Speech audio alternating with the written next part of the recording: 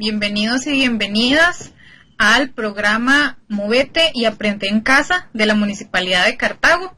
Yo soy la doctora Ariana Ramírez, soy nutricionista y todo un placer estar con ustedes el día de hoy. Hoy vamos a conversar sobre el tema alimentación y enfermedades crónicas. Les menciono que cualquier consulta o comentario que quieran hacerme pueden hacerlo abajo de los comentarios de esta transmisión y las voy a estar contestando hasta el final de la charla, entonces para que estén pendientes. Les comparto por acá la presentación para que podamos comenzar. Ok, muy bien, como les mencionaba, el tema que vamos a conversar el día de hoy es nutrición en enfermedades crónicas. Traté de elegir las enfermedades crónicas que se presentan mayormente en la población. Obviamente hay más enfermedades, pero quise reunir nada más las que se dan con mayor frecuencia. Primero vamos a ver el concepto. ¿Qué es una enfermedad crónica? Pues son afecciones de larga duración y por lo general de progresión lenta. ¿Qué pueden producir estos padecimientos? Pueden haber factores ambientales, inclusive hay familias que tienen genética, que ya por la parte hereditaria lo van a presentar. También podemos hablar de personas que tienen poco autocuidado o poca preocupación por sí mismas. Inclusive las personas que tienen hábitos de vida perjudiciales para su salud, ¿verdad?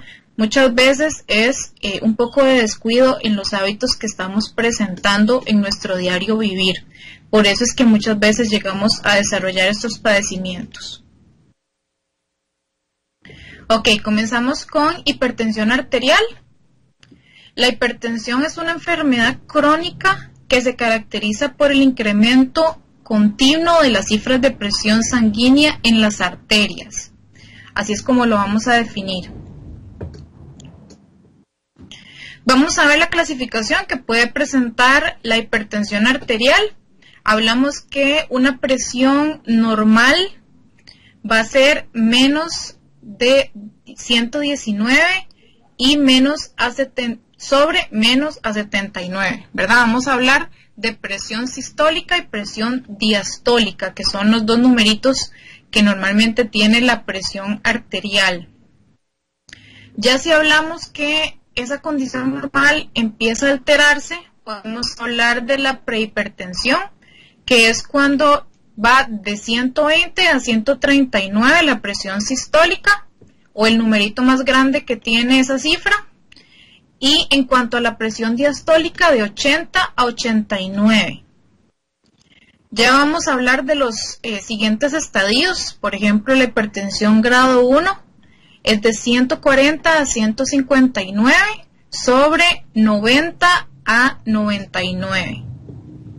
Ya si hablamos de la hipertensión grado 2, es igual o mayor a 160, sobre igual o mayor a 100. Así es como las vamos a ir clasificando. Algunas de las consecuencias que puede presentar una persona que tiene la presión arterial elevada es el daño en órganos como el corazón, el cerebro, el riñón, ojos y arterias.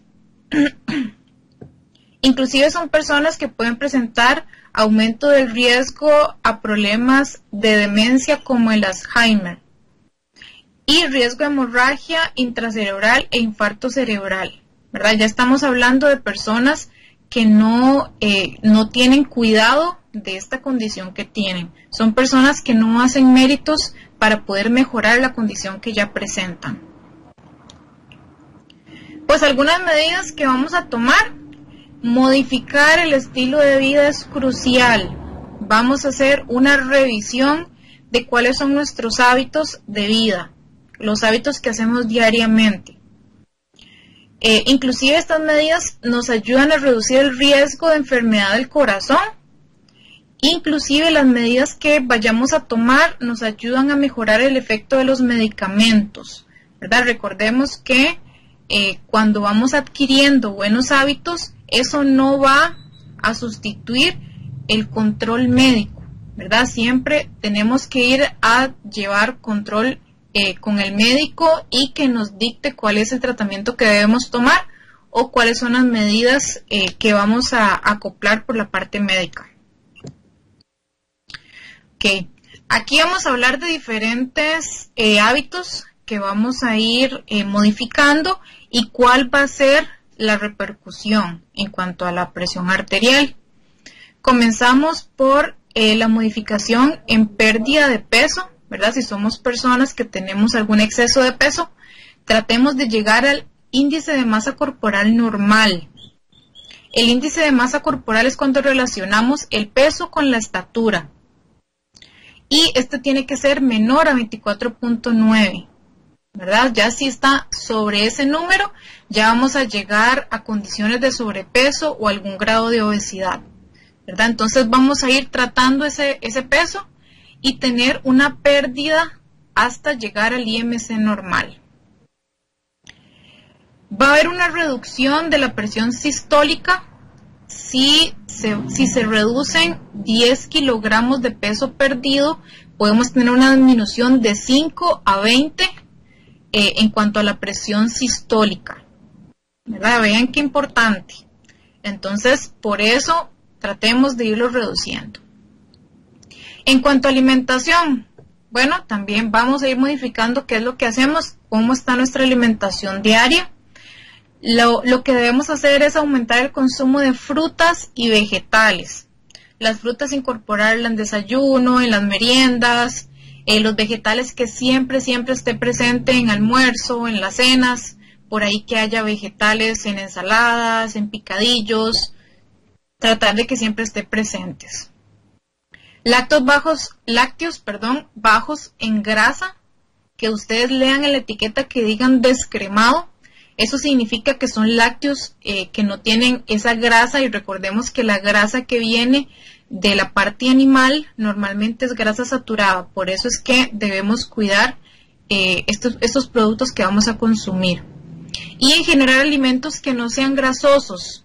Por ejemplo, si hablamos de cortes de carnes, que sean bajos en grasa, que sean sin piel.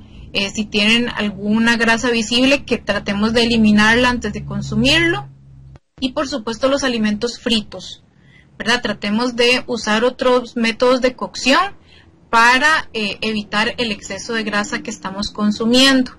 Si hacemos estas modificaciones en nuestra alimentación, va a haber una reducción de 8 a 14 miligramos de mercurio en cuanto a la presión sistólica. Tercer indicación va a ser la reducción del consumo de sodio. El sodio es un nutriente que normalmente está presente en la sal, ¿verdad? Entonces ahí directamente nos están hablando de ese consumo de sal que tenemos nosotros. La recomendación es tener un consumo de 5 gramos de sal al día. ¿Cuántos son 5 gramos?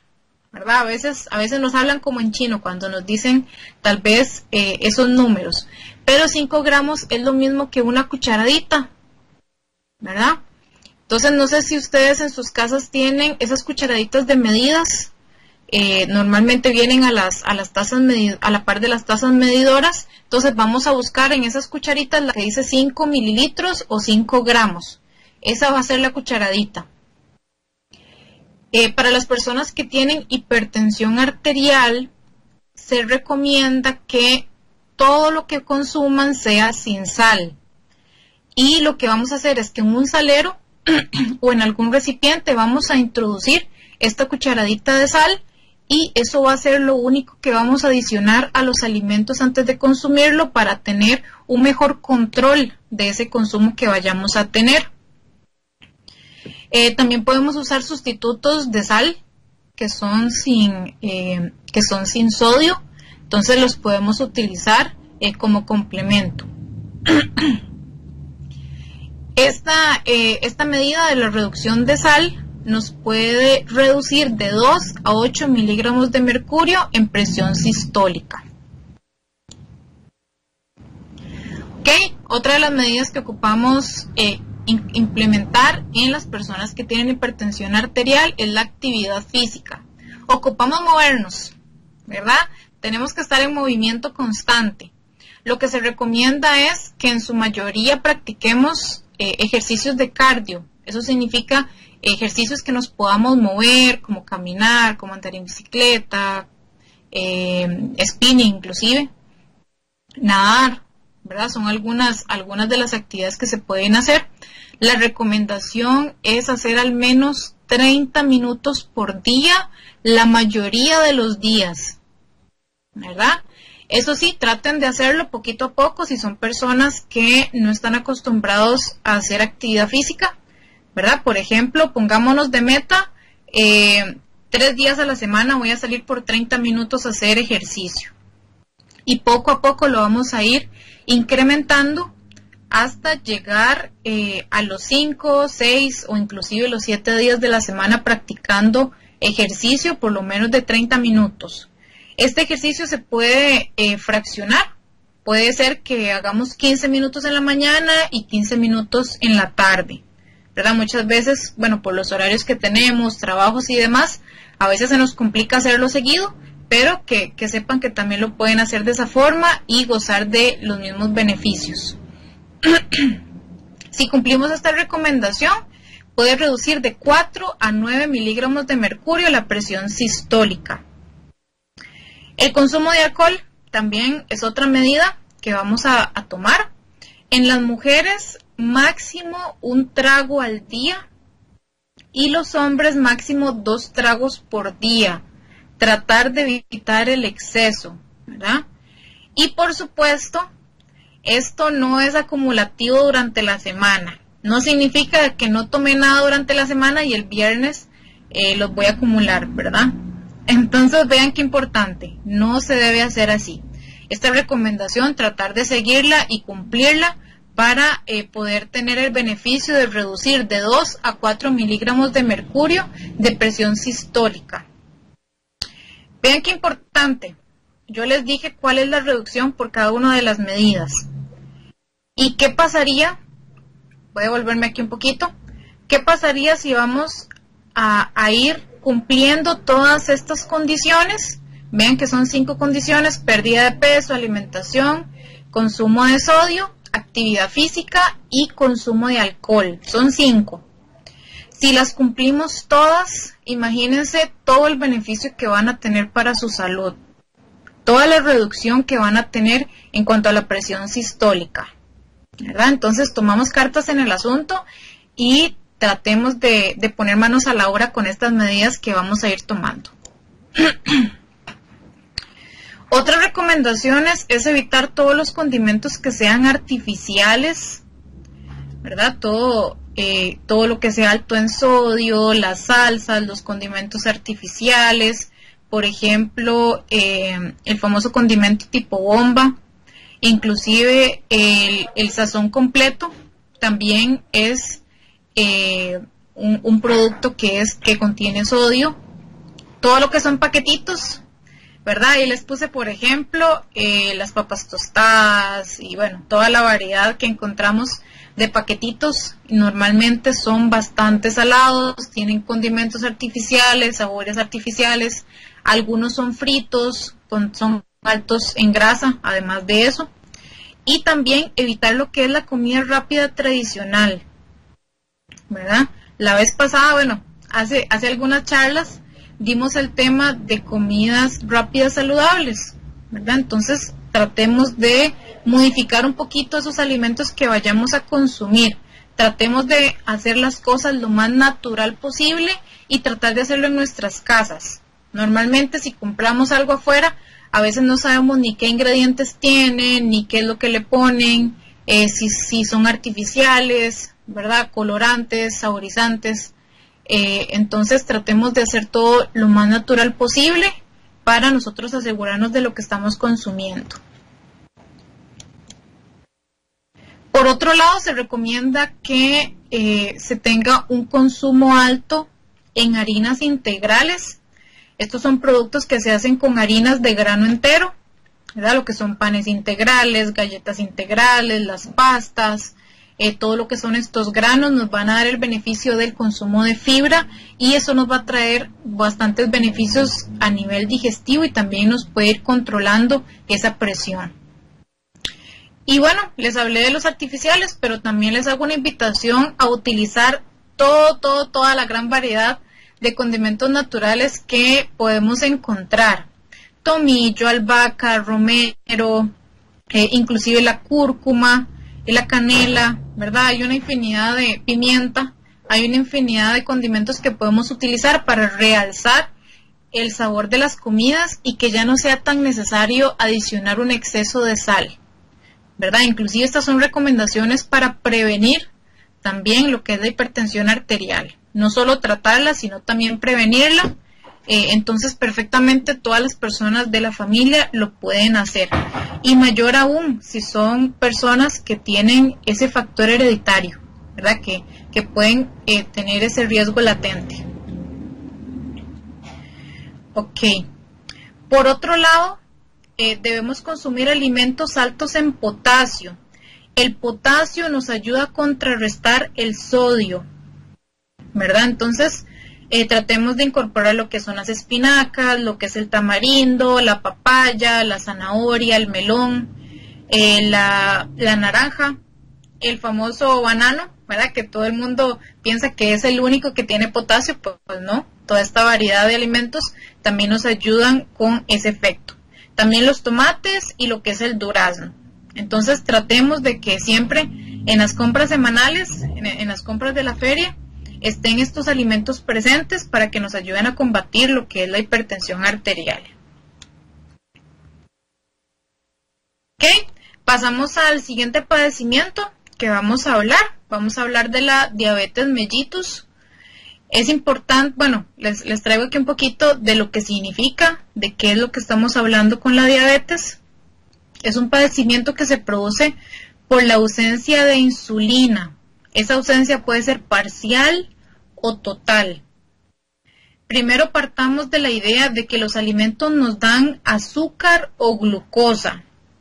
Eso en nuestro cuerpo va a significar energía. Esa insulina que en la diabetes normalmente es escasa, esa insulina lo que tiene es como una llave de acceso, ¿verdad? Entonces, de este lado tenemos el azúcar y de este lado tenemos la célula. La insulina es lo que permite que el azúcar entre en la célula y que le dé energía a esa célula. Entonces, las personas que no tienen insulina o tienen muy poca, tienen deficiencia en que ese azúcar entre, ¿verdad? Entonces, si ese azúcar no entra, ese azúcar va a quedar libre en la sangre. Ese es el problema. Cuando está libre en la sangre, empieza a crear diferentes problemas en los órganos que puede llegar. ¿Ok? Aquí les pongo una imagen para que nos quede un poquito más claro. Bueno, no sé si la ven bien. De este lado tenemos, vamos a ver si por aquí, no. Ok, no, por ahí no se ve la flecha. Bueno, del lado derecho tenemos el páncreas. El páncreas es el que va a producir insulina.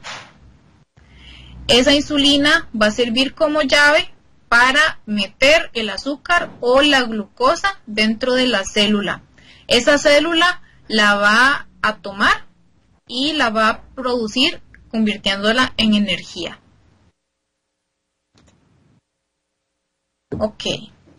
¿Cómo podemos controlar esos niveles de azúcar en sangre? ¿Qué es lo que deben hacer las personas que tienen este padecimiento? Pues hay diferentes recursos. La insulina o las pastillas, que ya eso es meramente control médico. Es muy importante que estén viendo a su médico y que les dé este control. Alimentación balanceada, que la vamos a hablar un poquito más adelante. Y también la actividad física.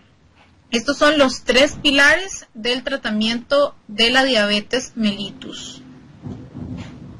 Conversemos un poquito de la alimentación balanceada. ¿Qué significa alimentación balanceada en las personas que tienen diabetes? Pues debe consumir de 5 a 6 tiempos de comida.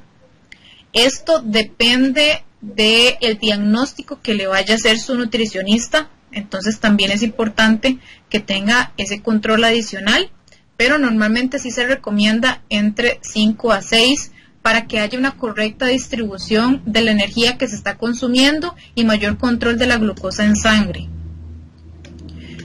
Se recomienda acompañar los alimentos con proteína, con alguna fuente de proteína. Puede ser huevo, puede ser queso blanco, que sea bajo en grasa, puede ser lácteos, puede ser algún cárnico que sea también bajo en grasa.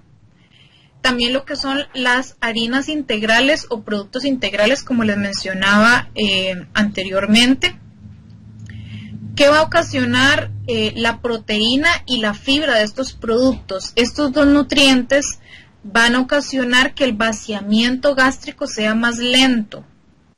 Eso va a ocasionar que el azúcar o la glucosa vaya a suministrarse a la sangre poquito a poco, ¿verdad?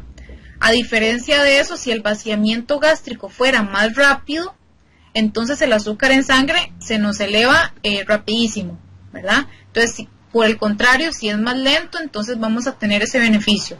Vamos a evitar esos picos de glucosa en sangre.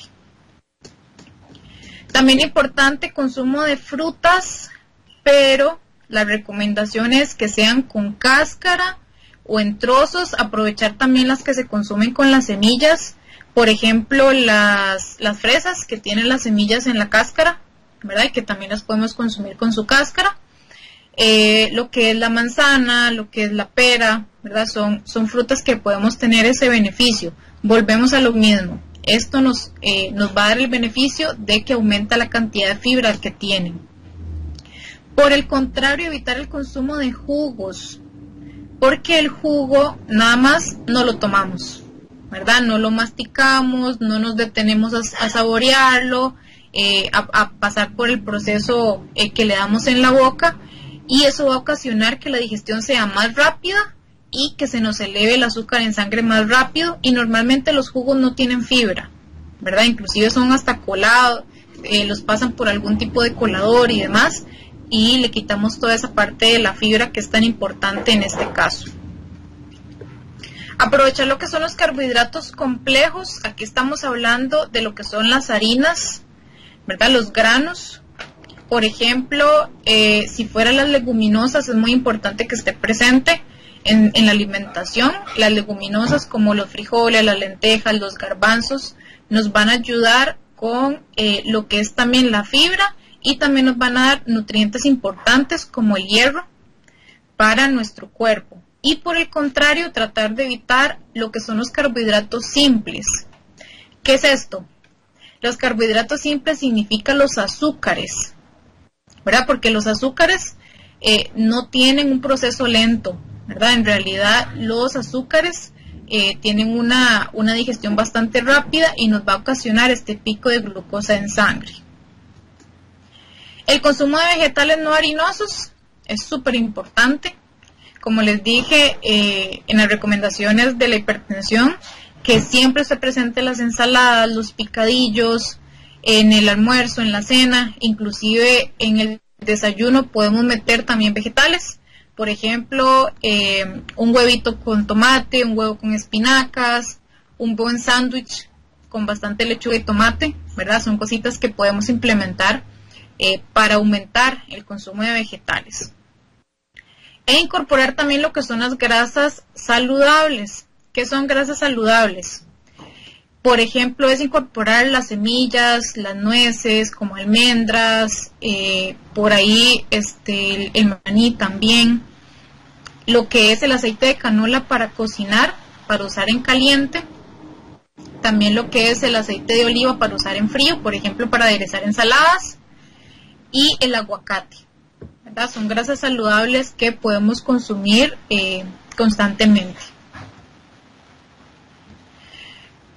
Bueno, les da la recomendación de no consumir carbohidratos simples. Yo les decía que eran los azúcares. Normalmente solo pensamos en el azúcar blanca que le ponemos al café, ¿verdad? Pero no, también hay otros alimentos que podemos tomar en cuenta. Por ejemplo, no endulzar con miel, miel de abeja o miel de maple, con tapa de dulce o siropes. Eso es lo mismo, también son alimentos altos en azúcares. Por otro lado, las mermeladas, las jaleas, que también tienen ese tipo de nutrientes, pues tratar de evitarlo.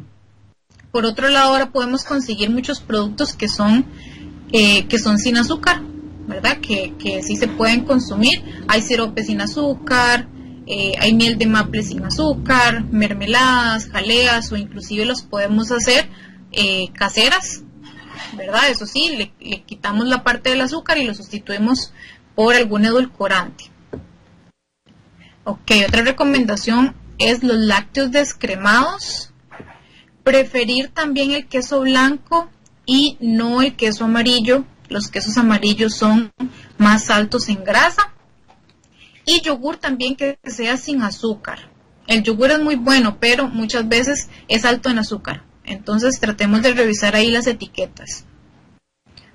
Ok, eso ya se los había mencionado. Carnes bajas en grasa, sin piel, y también evitar los embutidos. Los embutidos a veces tienen una mezcla de diferentes cosas y por ahí pueden venir también gran porción de grasa. Y les vuelvo a mencionar, la grasa que viene de origen animal es grasa saturada, es grasa dañina para la salud, que inclusive puede llegar a obstruir nuestras arterias. Entonces, mejor no. Ok, algunas grasas de origen animal adicionales a las que les comento pueden ser la manteca, queso crema, natilla, mantequilla y la mayonesa. Entonces, personas con diabetes, mejor tratemos de evitar estos alimentos. También preferir métodos de cocción bajos en grasa. Bueno, inclusive ahora tenemos la famosa freidora de aire, ¿verdad? Que en muchas casas pues la tenemos y también nos tiene el beneficio de que podemos tener alimentos bajos en grasa, ¿verdad? Que no tienen ninguna grasa adicionada en la parte de la cocción, inclusive tienen una textura bastante parecida a la fritura, ¿verdad? Entonces tratemos de inclusive utilizar hervido o al vapor o al sartén, ¿verdad? Tratar de evitar la fritura de inmersión. Y también junto a esto, la recomendación de ejercicio, vuelvo y se los menciono, ¿verdad? Igual que la hipertensión, son 30 minutos de ejercicio diario la mayoría de los días. ¿Qué importancia tiene el ejercicio en el tratamiento? Pues en el tratamiento de la diabetes nos ayuda a la insulina a trabajar mejor, ¿verdad? Recordemos que algunas personas con diabetes tienen menos producción de insulina, entonces para que trabaje mejor, inclusive si la recibimos por medio de inyectables, también va a tener un mejor funcionamiento. El ejercicio disminuye el azúcar en sangre, pues es lógico, ¿verdad? Si el cuerpo aumenta los requerimientos de energía, pues también ese azúcar en sangre se va a aprovechar mejor. También nos ayuda a combatir el exceso de peso y la obesidad, ¿verdad? Todo lo que sea reducir de peso y acercarnos a un peso saludable va a ser beneficioso para la salud y para estos padecimientos también. Previene la aparición de problemas del corazón y las piernas. Entonces también practiquémoslo por este motivo. La persona que hace ejercicio se siente mejor. También el ejercicio forma parte de un tratamiento integral del padecimiento, ¿verdad? Nos ayuda a liberar endorfinas y aumentar esa sensación de bienestar que tenemos. Recordemos que al hacer ejercicio el cerebro va a segregar diferentes hormonas que nos ayudan a sentirnos mejor, a sentirnos bien. Y ahí abajo les pongo con asteriscos también una mención muy importante. Si ustedes se toman la glicemia y normalmente tienen glicemias mayores a 250 miligramos por decilitro, no hagamos ejercicio, está contraindicado, ¿verdad? es mejor ir con la parte médica y tratar de reducir o controlar este exceso, ¿verdad? Y también la parte nutricional con los respectivos profesionales. Ok, pues algunas veces me he topado con personas que lamentablemente dicen, pues sí, yo tengo diabetes, pero yo no me cuido, yo me siento bien, yo estoy bien, no pasa nada, ¿verdad? Pero ¿qué pasa? ¿Verdad? ¿Qué pasa si yo no tomo cartas en el asunto y no me estoy cuidando con este padecimiento? Aquí les comento un poquito de lo que puede pasar. Puede ocasionar daño a pequeños vasos sanguíneos, por ejemplo, como en la ceguera, insuficiencia renal, ¿verdad? Que ya a nivel de riñón tengamos problemas. Puede ocasionar menos capacidad para combatir infecciones, como por ejemplo en el caso de las amputaciones, ya son infecciones que no se pudieron tratar y lamentablemente tiene que pasar por esto. Puede ocasionar daño a vasos sanguíneos grandes, por ejemplo, insuficiente circulación, ¿verdad? Que la circulación no sea la que requiere el cuerpo, presión alta, inclusive riesgo de infartos. También puede ocasionar daño a los nervios, como por ejemplo pérdida de sensibilidad y problemas sexuales, ¿verdad? Entonces son cositas que pueden llegar a pasar si no nos estamos cuidando con este padecimiento. Ok, vamos con el siguiente padecimiento, el hipotiroidismo. Esta enfermedad se caracteriza por la disminución de la actividad funcional de la glándula tiroides y el descenso de secreción de hormonas tiroideas. Esto significa que la tiroides disminuye su función, ¿verdad? No está funcionando como necesitamos que funcione. ¿Qué repercusiones puede ocasionar este padecimiento? Puede ocasionar disminución del metabolismo basal. Eso significa que puede aumentar el peso, ¿verdad? Que el cuerpo no está teniendo un metabolismo o una quema de energía que se necesite. Entonces eso puede ocasionar en el acúmulo de grasa corporal. También puede ocasionar poca energía o cansancio a la persona que lo padece. Sensibilidad al frío. Son personas que inclusive pueden tener constantemente los pies y las manos frías. Pueden presentar colesterol alto en los niveles bioquímicos, dolor muscular, depresión, alteraciones cognitivas, inclusive cambios de ánimo o también olvidos frecuentes, ¿verdad? Que a veces se le olviden las cosas, y también estreñimiento. Por la parte nutricional, ¿qué podemos hacer con el hipotiroidismo? Se recomienda el consumo constante de alimentos con selenio y con yodo. ¿Qué alimentos tienen selenio? El selenio lo vamos a encontrar en nueces, semilla de mostaza y girasol, en huevos, carnes, en pan, pescado y mariscos. Entonces tratemos de tenerlo por ahí, como les digo, en la listita del súper, ¿verdad? Todos estos alimentos, y que los consumamos constantemente. ¿Y qué alimentos contienen yodo? El yodo lo podemos encontrar en lácteos, en frutas, vegetales, avena, en papas, pescados y mariscos provenientes del mar, ¿verdad? Entonces vean que igual las recomendaciones de los padecimientos que hemos visto y estos van muy de la mano, ¿verdad? Entonces todo esto se resume en una buena alimentación. Si tenemos una alimentación balanceada, normalmente estamos consumiendo todos los nutrientes que nuestro cuerpo necesita para prevenir y para tratar los diferentes padecimientos. Ok, vamos con hígado graso.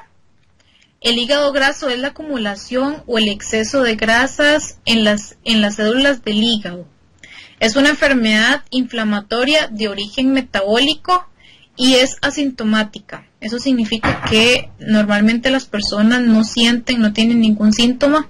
hasta que ya llegan a hacer algún examen médico y se dan cuenta que tienen esta condición. ¿Qué consecuencias puede traer este padecimiento? Aumento de producción de grasas en el hígado. Normalmente las células del hígado van hinchándose o van inflamándose porque empiezan a acumular grasas. Hay una disminución del metabolismo de las grasas. Disminución del metabolismo de las grasas significa que el cuerpo no va a quemar esas grasas, sino que las va a acumular. Aumento de producción de triglicéridos, ¿verdad? Puede que estos niveles lleguen a alterarse en los parámetros bioquímicos. Y retención de triglicéridos en el hígado. No solo los aumenta, sino que también los está acumulando dentro del hígado. Ok. La primera medida que vamos a tomar para contrarrestar este padecimiento es la abstinencia al consumo de alcohol.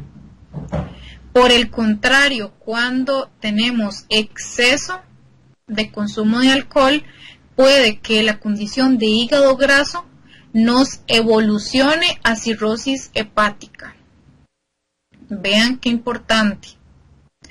Aquí yo les traje dos imágenes para que vieran un poquito cómo se va a comportar este padecimiento. En la primera es la imagen de un hígado dividido entre 3. Primero tenemos un hígado normal, después viene hígado graso, que ven que tiene una apariencia amarilla, y después ya cuando se hace la evolución a cirrosis hepática. Entonces vean qué importante.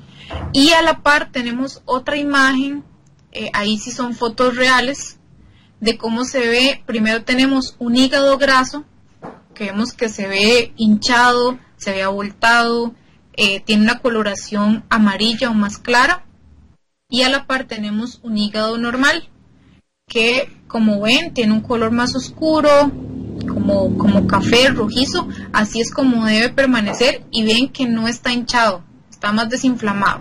Entonces ahí nos evidencia la acumulación de grasa que tiene ese hígado graso. Pues aquí les menciono otras medidas que podemos tener. La pérdida de peso gradual. Les pongo gradual porque aquí vamos a eliminar métodos que nos aseguren que vamos a perder peso rápidamente. Eso no va a ser saludable para el hígado graso, ¿verdad? Entonces tratemos de evitar esas dietas locas o esas pastillas o esos métodos que nos pasan por este tipo de respuestas que no van a ser saludables. Entonces vayamos poco a poco aprendiendo hábitos y teniendo una pérdida de peso gradual, poco a poco. Por otro lado, evitar las grasas de origen animal es parte de lo que les decía anteriormente, ¿verdad? Las grasas de origen animal tienen grasa saturada, es la grasa más dañina que podemos consumir, y mayor aún si esta grasa se va a acumular en ese hígado. Debemos consumir proteína animal y vegetal. Por la parte animal, pues que esas carnes sean bajas en grasa, quitémosle esa parte de la grasa visible, ¿verdad? Cuando tiene todos esos gorditos o esas partes blanquitas, quitémoselas antes de cocinarlo. Si tiene piel, como en el caso del pollo, también eliminarla, evitar los cortes grasosos, por ejemplo los chicharrones. Y la proteína vegetal la podemos encontrar fácilmente en lo que son las leguminosas, ¿verdad? Entonces que también esté presente en nuestra alimentación. Leguminosas como frijoles, garbanzos, lentejas o arvejas. La fibra, ¿verdad? Que tanto se las he mencionado en los padecimientos anteriores, pues la podemos encontrar en granos integrales, en frutas y vegetales. En las frutas más que todo en las que se pueden consumir con cáscara. Lácteos descremados también, preferir queso blanco y yogur sin azúcar. Disminuir ese consumo de dulces y consumo de azúcar en general. ¿verdad? Tratemos de que sea lo menor posible. Por ejemplo, si le pongo 2 cucharadas de azúcar al café, tratemos de disminuirlo. Primero vamos a disminuirlo a la mitad, que ojalá sea solo 1 cucharada, y poco a poco irlo disminuyendo hasta que sea 1 cucharadita. ¿Verdad? Entonces tomemos cartas en el asunto, bajemos ese consumo de azúcar, tratemos de no consumir tanto lo que son los confites, todos los productos que son altos en azúcares, como los refrescos también, o a veces esos postrecitos, ¿verdad? Entonces tratemos de reducirlos. ¿Ok? También va a ser saludable para el hígado graso consumir productos o alimentos con vitamina A, altos en este nutriente. Lo podemos encontrar en la zanahoria, el ayote sazón, el melón, el brócoli y los chiles. Y también el selenio. El selenio lo encontramos en nueces, semillas de mostaza y girasol, huevos, carnes, pan, pescado y mariscos. Entonces, vean qué importante igual que sea bastante variada y balanceada esa alimentación. También alimentos que sean altos en vitamina C, como las frutas cítricas y sus jugos, chiles rojos y verdes, el kiwi, las verduras como brócoli, fresas, melón y tomates.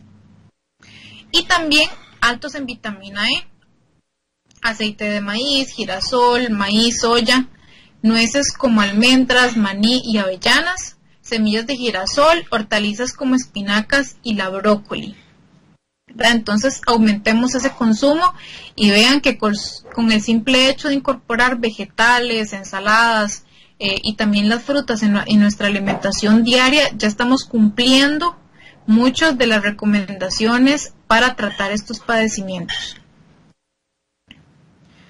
Y aquí, ya casi que al final de la presentación, les puse una mención, ¿verdad? Ahorita que estamos cuidándonos todos, inclusive desde nuestras casas, teletrabajo, inclusive estudiando desde las casas, hay muchas cositas que pueden sabotear nuestro tratamiento nutricional o cómo estamos llevando nuestra alimentación. ¿Qué es lo que pasa cuando estamos más en la casa? Pues hay visitas más frecuentes a la cocina, ¿verdad? Muchos de ustedes están moviendo la cabeza diciendo que sí, ¿verdad? Entonces tratar de que esas visitas no sean tan frecuentes, tratemos de ser más conscientes en las acciones que hacemos. Si es que estamos yendo a cada rato a la cocina, tratemos de que sea por vasos de agua, por frutas, tratemos de tener a la disposición de nosotros productos saludables, ¿verdad? Mentira que si tenemos productos dañinos, mentira que no los vamos a consumir, o inclusive los podemos consumir en exceso. Entonces tratemos de tener a la disposición alimentos que nos hagan bien, ¿verdad? Ya hemos visto toda una gama de recomendaciones de alimentos que podemos tener a disposición y que podemos consumir más frecuentemente. Evitar el sedentarismo, ¿verdad? Yo sé que muchas veces estar en la casa trabajando, estudiando y demás, o inclusive a veces con los niños, pues a veces no nos da mucha chance de movernos, ¿verdad? Pero tratemos de sacar ese ratito. Ya ahora no es tan necesario inclusive salir, ¿verdad? Podemos buscar algunos recursos en internet, algunos videos y demás que nos ayuden a movernos un poquito, o con el simple hecho de poner el radio y ponernos a bailar, ¿verdad? Eso es gratis y en cualquier momento lo podemos hacer, ¿verdad? Nos movemos un poquito y tratemos de hacerlo. Tomar en cuenta los tiempos de alimentación, ¿verdad? De 5 a 6 tiempos que podamos tener, por lo menos 3 comidas principales y de 2 a 3 meriendas, ¿verdad? Las meriendas son tiempos de comida más pequeños, eso también hay que tomarlo en cuenta. Bueno, desde casa tenemos menos socialización, eso inclusive nos puede aumentar la ansiedad, entonces que esa ansiedad no me los coma, ¿verdad? Traten de conscientemente tratar de evitarla, o inclusive esos alimentos altos en fibra o altos en proteína que yo les mencionaba nos ayudan a combatir la ansiedad porque nos hacen sentir más llenos, entonces evitan que tengamos hambre cada rato, ¿verdad? Entonces eso también nos ayuda bastante. Y bueno, si tenemos ansiedad también tratemos de llenarlo con con buena hidratación, ¿verdad? Con líquidos que sean bajos en azúcar, que sea en su mayoría agua también. Entonces, para tener todo ese beneficio. Ok. Entonces, llegamos al final de la presentación. Les menciono que me pueden seguir en las redes sociales, en Facebook como nutricionista Ariana Ramírez y en Instagram como Ariana Ramírez Nutricionista. Entonces, para que me acompañen, yo siempre estoy subiendo cositas importantes y muy útiles para ustedes. Entonces, ahí les hago la invitación que me puedan seguir. Ok, por acá, bueno, me pasaron las preguntitas que ustedes han hecho. Entonces, vamos a leerlo. Ok. Vamos a ver. El sodio del agua está dentro de los 5 gramos al día. Pues el agua no tiene significativamente gran cantidad de sodio, ¿verdad? Entonces, no es significativo dentro de esos 5 gramos, es muy poquita la cantidad que tiene.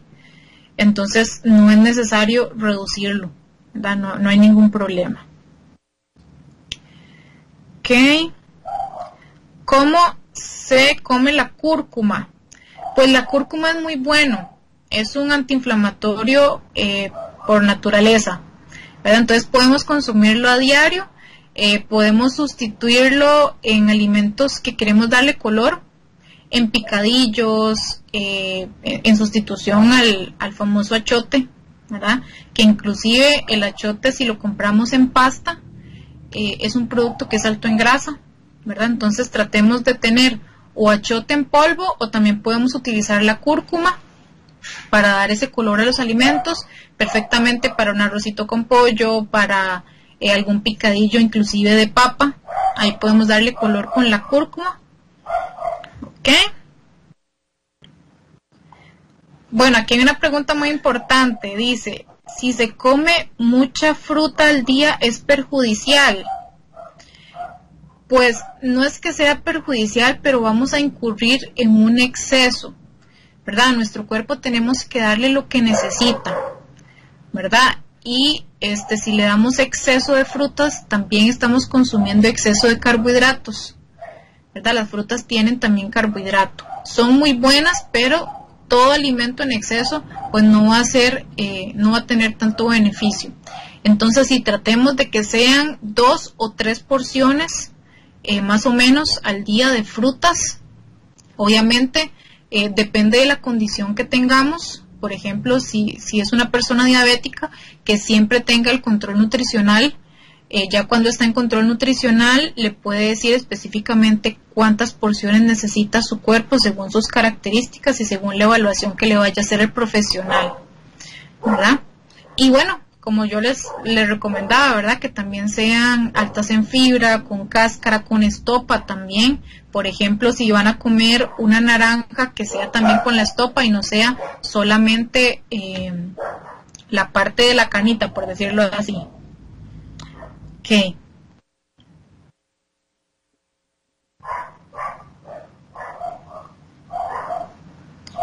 Ok, dice acá, soy una persona vegana. Las arvejas son harinosas y cuáles son productos considerados harinosos. Ok, bueno, las arvejas está dentro del grupo de las leguminosas. Yo les mencionaba que las leguminosas tienen en parte proteína vegetal, ¿verdad? Para poder aprovecharlo. Entonces es muy bueno que los pueda consumir, inclusive las personas que ya llevan este estilo de vida, ya sea vegano o vegetariano. Es muy importante que las leguminosas estén presentes en su alimentación diaria, ¿verdad? Obviamente acompañándolo de cereales, por ejemplo, como maíz, como arroz, para que nos forme esa proteína vegetal. Inclusive las leguminosas tienen ese beneficio que nos aumenta el consumo de fibra, porque también la cascarita que tiene cada grano es considerado como fibra y también nos va a traer esos beneficios. ¿Qué otros productos consideramos harinosos? Pues también las verduras harinosas, ¿verdad? La papa, yuca, camote, tiquisque, son también verduras harinosas. No significa que son malas, ¿verdad? Ningún alimento es malo, nada más tenemos que disminuir su consumo, ¿verdad? Algunos y otros. Entonces, si sabemos consumirlo, pues perfectamente puede ser parte de nuestra alimentación diaria. Por ejemplo, si vamos a hacer una olla de carne, ¿verdad? Y vamos a incorporar lo que son las verduras harinosas y también las verduras no harinosas.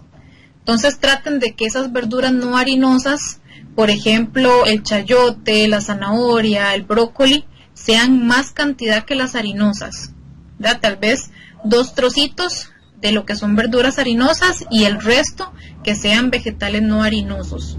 Ahí es donde vamos a tener la diferencia, ¿verdad? Que eso nos van a dar mayor cantidad de carbohidratos, y en padecimientos como la diabetes sí debemos controlarlo. Ok. ¿Por qué en la mañana la glicemia sale alta y después de desayunar se regula? Ok, yo les mencionaba, bueno, igual hay que, vamos a ver por acá. Bueno, igual hay que evaluar si esa persona se inyecta o toma alguna pastilla, ¿verdad? Pero normalmente cuando comemos, el cuerpo va a regular, depende de los alimentos que vayamos a consumir. Yo les mencionaba que las proteínas, las grasas y la fibra nos van a retrasar el vaciamiento gástrico, que va a ser más lento, y ese suministro de glucosa en sangre va a ser más lento y va a regular más ese contenido de azúcar o de glucosa que tiene la sangre. Posiblemente por ahí vaya su respuesta. Okay. Vamos a ver acá. Cuando se refiere a una porción, ¿a cuánto equivale en gramos? Esa pregunta no sé a qué se refiere, a qué tipo de alimento se refiere. Ok, no sé si por ahí el compañero me ayuda.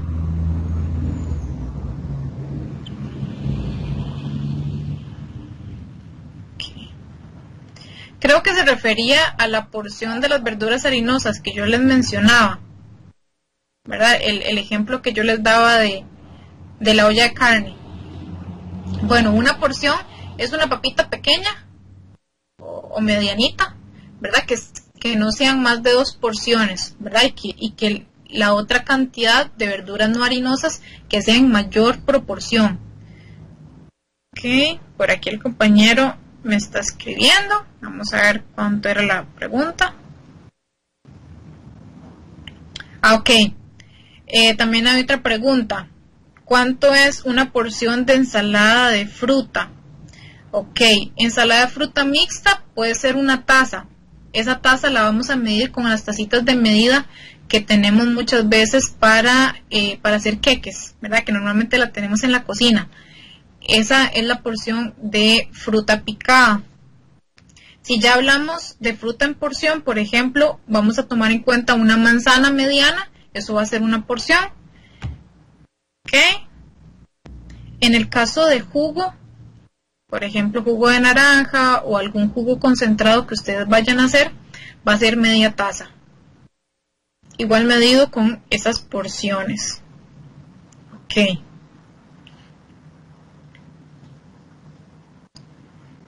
Yo creo que estamos con las preguntas, ¿verdad? Ok. Bueno, yo todo un placer de poder compartir con ustedes. Vamos a ver. Todo un placer ahora sí poder compartir con ustedes. Espero que haya sido provechoso, que haya sido de su interés. Muchas gracias por las preguntas, por todas las dudas que nos hicieron. Eso, bueno, eso ejemplifica que les gustó bastante el tema. Pueden dejarnos en los comentarios temas para para las siguientes sesiones, ¿verdad? Entonces también para que lo tomemos en cuenta. Y bueno, todo un placer poder compartir con ustedes. Bueno, que la pasen bien.